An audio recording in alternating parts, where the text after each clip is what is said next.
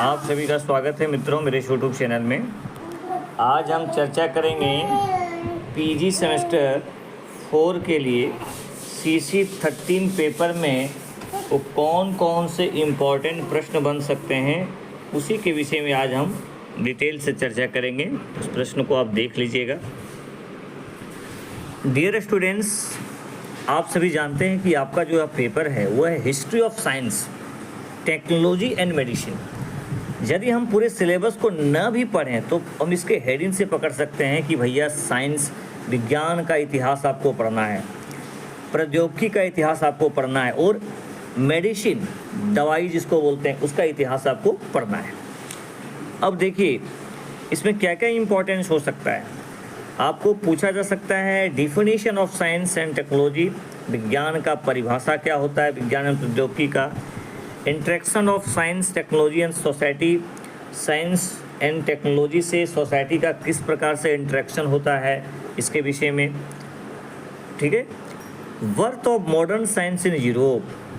देखिए dear students, आप कुछ कुछ साइंटिस्ट का बारे में अच्छे से पढ़ लीजिएगा, जैसे Nicholas Copernicus, John Kepler's, Galileo, sir Isaac Newton. ये बहुत बहुत इम्पोर्टेंट हैं, वैज्ञानिक हैं जिनका योगदान काफ़ी ज़्यादा रहा है विज्ञान एवं प्रौद्योगिकी के डेवलपमेंट में। तो इनके विषय में आप अच्छे से पढ़ लीजिएगा।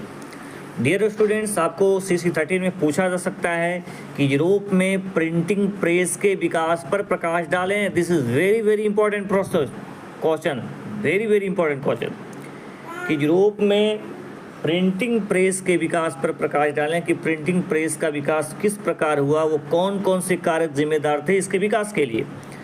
दूसरा इंपॉर्टेंट प्रश्न आपके लिए है कि इंडस्ट्रियल रेवोल्यूशन, औद्योगिक क्रांति। आप सभी जानते हैं कि इस क्रांति का प्रारंभ इंग्लैंड से हुई थी, लेकिन ये भी प्रश्न उठता है कि आखिर वो कौन सी वैसी परिस्थितियाँ थी, कौन से वैसे कारक थे जो औद्योगिक क्रांति इंग्लैंड में हुई, और भी दूसरे जगह हो सकते थे।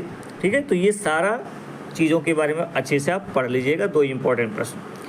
नेक्स्ट इसी पेपर में एक है आपका सेक्शन B, वो है इंडिया के विषय में। यानी आपको पूछा जा सकता है कि सिंधु घाटी सभ्यता में, है ना, सिंधु घाटी सभ्यता में प्रौद्योगिकी के विकास पर प्रकाश डालें। ठीक है।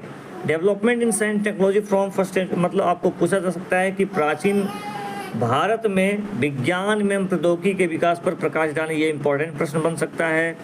Development in astronomy with special reference to Aryabhata, है ना, वरामिहिर एंड भास्कर।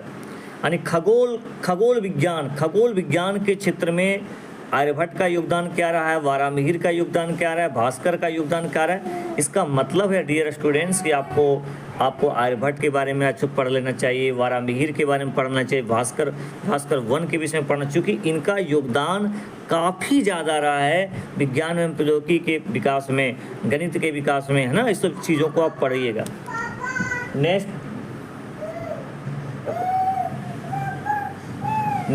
इंपॉर्टेंट प्रश्न है development in medicine and surgery. भाई चरक एंड सुश्रुत हमारे बहुत प्राचीन रहे हैं।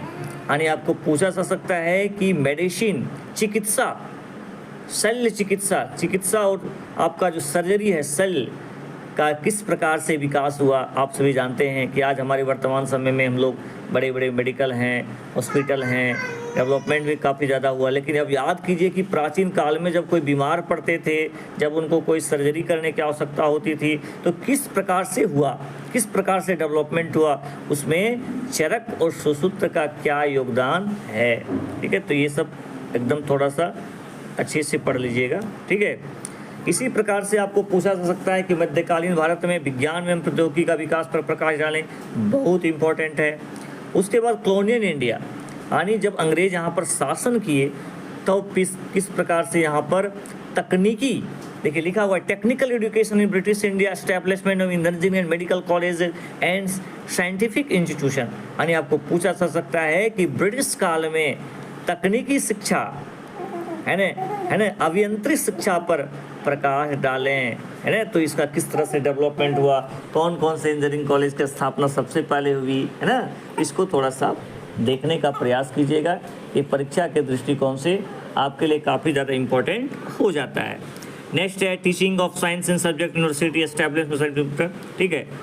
नेक्स्ट जो मेरे अनुसार से इम्पोर्टेंट प्रश्न है वो आप पढ़ लीजिएगा टिस्को के विषय में, टाटा स्टील के इस में। टाटा स्टील कंपनी की स्थापना किस प्रकार से हुई, कौन कौन से कच्चा माल कहाँ से होते थे, इसकी स्थापना किसने करवाया, इसमें क्या क्या चीज़ का उत्पादन होता था, वो कौन कौन सी परिस्थितियाँ जिम्मेदार थी जो टाटा स्टील के निर्माण हुआ, ठीक है। तो ये सारा चीज़ को आप अच्छा यानी टिस्को के विषय में आप बढ़िया से पढ़ लीजिएगा। ये this is very very important question, ठीक है। प्यारे स्टूडेंट्स, कल हम आपको CC 13 का ऑब्जेक्टिव क्वेश्चन दे देंगे, अच्छे से पढ़ लीजिएगा और एग्ज़ाम में प्रयास कीजिएगा इस सारे क्वेश्चन को आप अटेम्प्ट कीजिए, ठीक है। Thank you. Please like and subscribe my YouTube channel.